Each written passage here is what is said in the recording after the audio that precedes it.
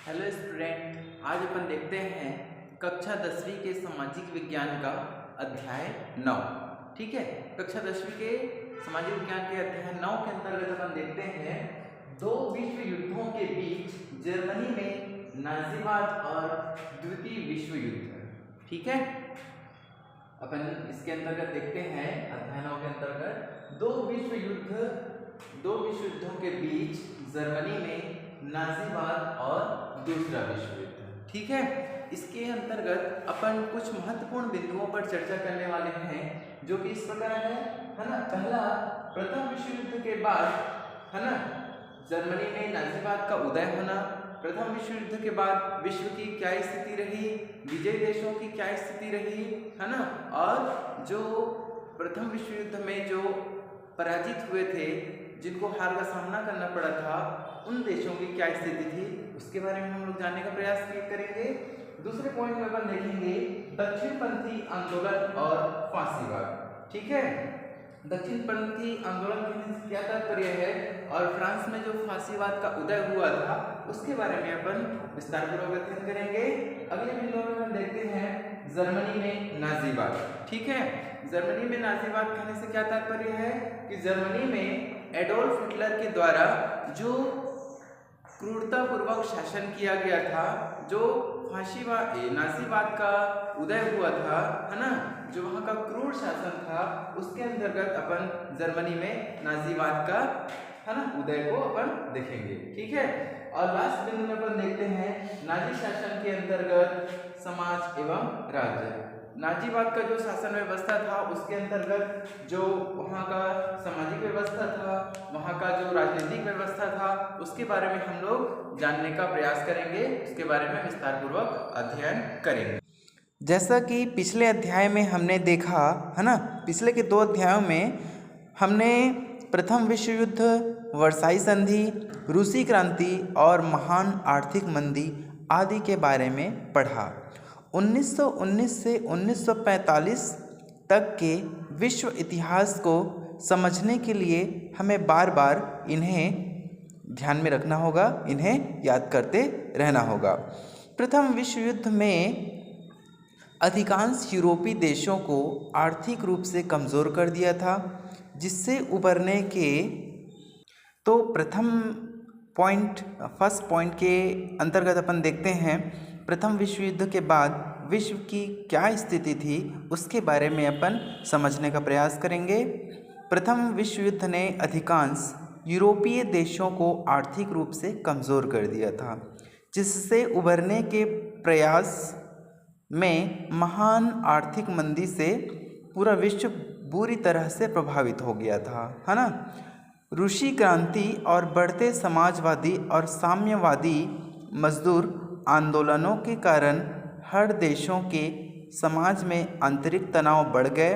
हर देश के सामने यह विडंबना थी कि वह किस तरह का रास्ता चुने, उस देश पर किस विचारधारा और सामाजिक तबके का वर्चस्व रहे।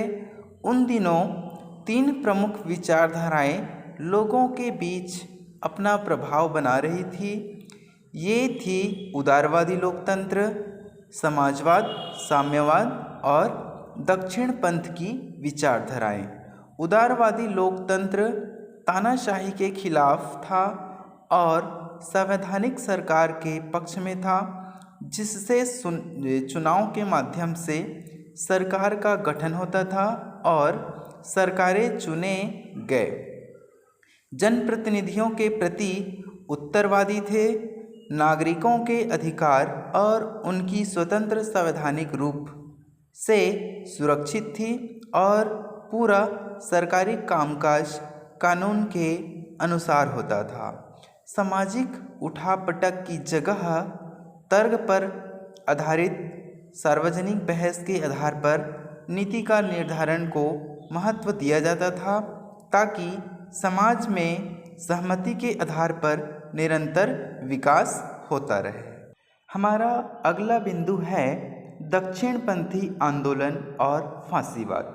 ठीक है, इसके अंतर्गत अपन जानने का प्रयास करते हैं कि इस माहौल में यूरोप के कई देशों में उदारवादी विरोधी आंदोलन प्रभावी होने लगे और इन देशों में एक बड़ा तबका मध्यम वर्ग का था, जिसमें छोटे व मध्यम किसान, दुकानदार, व्यापारी, छोटे उद्योगपति तथा व्यवसायी शामिल थे।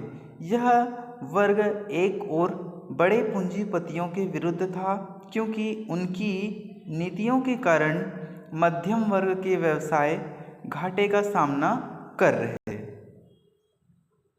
1929 की महामंदी के कारण सबसे अधिक प्रभावित वर्ग यही था।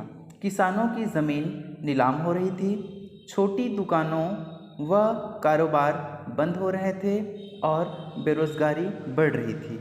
दूसरी ओर यह निम्न मध्यम वर्ग समाजवाद और साम्यवादी मजदूर आंदोलन का भी विरोध करता था, क्योंकि वे निजी संपत्ति का विरोध करते थे, जबकि मध्यम वर्ग अपनी छोटी संपत्ति को बचाने में लगा हुआ था।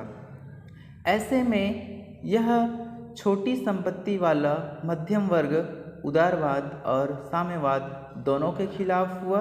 1925 के बाद और विशेषकर 1929 की महामंदी के बाद यह मध्यम वर्ग राजनीतिक रूप से सक्रिय होने लगा था। साथ ही साथ उदारवाद, कानून का राज, समानता का सिद्धांत, समाजवाद जैसे सब बातों के विरुद्ध था और साथ ही दूसरे देशों के विरुद्ध अति राष्ट्रवादी भी था।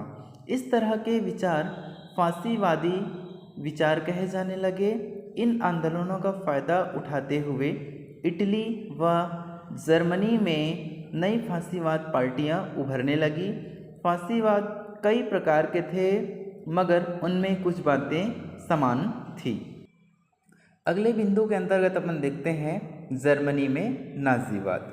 ठीक है, जर्मनी में नाजीवाद के अंतर्गत अपन देखते हैं जर्मनी में एडोल्फ हिटलर के नेतृत्व वाले national society socialist workers party, संक्षेप में नाजी पार्टी, 1934 से सत्ता में आई। 1924 से 1934 के बीच जर्मन निम्न मध्यम वर्ग में इसकी लोकप्रियता लगातार बढ़ती गई। इसके कई कारण थे। पहला, जर्मनी के लोग वर्साई संधि की जर्मन विरोधी शर्तों से नाराज़ और आहत थे, और जब उन्हें हर साल उसका हर्जाना विजयी देशों को देना पड़ा तो उनके आत्मसम्मान को बहुत ज़्यादा ठेस पहुंची। वे एक ऐसे नेता की तलाश करने लगे जो जर्मनी को इस शर्मिंदगी से उबारे। जर्मनी का मध्यम वर्ग 1929 और 1933 के बीच महामंदी से बहुत ही ज़्यादा प्रभावित था। जर्मनी में औद्योगिक उत्पादन आधे से भी ज़्यादा हो रहा था। ऐसे में बेरोजगारी तेज़ी से बढ़ रही थी, जिसके कारण मध्यम वर्ग में असंतुष्टि भी बढ़ रही थी। उग्र राष्ट्रवादी नाजी पार्टी ने इसके लिए यहूदियों व दूसरे देशों को जिम्मेदार ठहराया। 1929 के पश्चात नाजी पार्टी की लोकप्रियता में निरंतर वृद्धि हुई। 1932 के चुनावों में नाजी पार्टी संसद में सबसे बड़ी पार्टी के रूप में उभरी। दूसरी ओर समाजवादी और साम्यवादी पार्टी भी लगातार लोकप्रिय हो रही थी और वे रूस की तर्ज पर समाज में मूलभूत परिवर्तन की वकालत कर रही थी, लेकिन उनके आपसी विरोध के कारण वे एक होकर हिटलर का विरोध नहीं कर पाए। इसके बाद अपन लास्ट पॉइंट के अंतर्गत अपन देखते हैं कि जर्मनी शासन के अधीन समाज एवं राज्य की क्या व्यवस्था थी।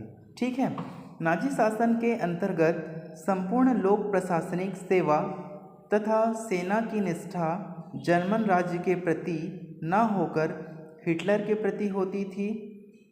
इसके लिए लोग एक प्रतिज्ञा लेते थे। सभी प्रशासनिक अधिकारियों को नाजी पार्टी द्वारा स्थापित संस्थाओं का सदस्य बनना अनिवार्य था। न्यायिक व्यवस्था का दमन कर दिया गया। सभी न्यायकर्ताओं को भी नाजी संगठन का सदस्य बनना अनिवार्य था। सभी राजनीतिक अपराध संबंधी मामले सुप्रीम कोर्ट के अधिकार से हटाकर नाजी नियंत्रित जन न्यायालयों में स्थानांतरित कर दिए गए, जिसके फलस्वरूप नाजी शासन ने अपने राजनीतिक विरोधियों तथा कथित विधि सम्मत रूप से सफाया कर दिया गया। नाजी शासन ने अर्थव्यवस्था को युद्ध अर्थव्यवस्था की संज्ञा दी। इसके तहत भारी उद्योगों को, विशेषकर शस्त्र उद्योगों को बढ़ावा मिला। सभी श्रमिक संगठनों एवं हड़तालों को प्रतिबंधित कर दिया गया तथा सभी श्रमिकों को नाजी मजदूर संघ का सदस्य बनाया गया, जो कि मजदूर संघ न होकर नाजी प्रचार प्रसार का मुख्य साधन बन गया था, है ना। तो इसके अंतर्गत अपन ने इन महत्वपूर्ण बिंदुओं पर चर्चा की।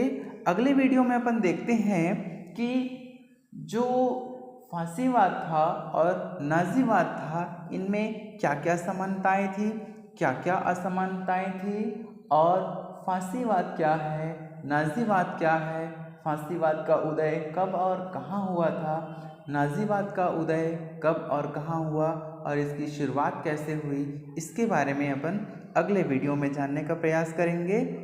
तब तक के लिए थैंक यू।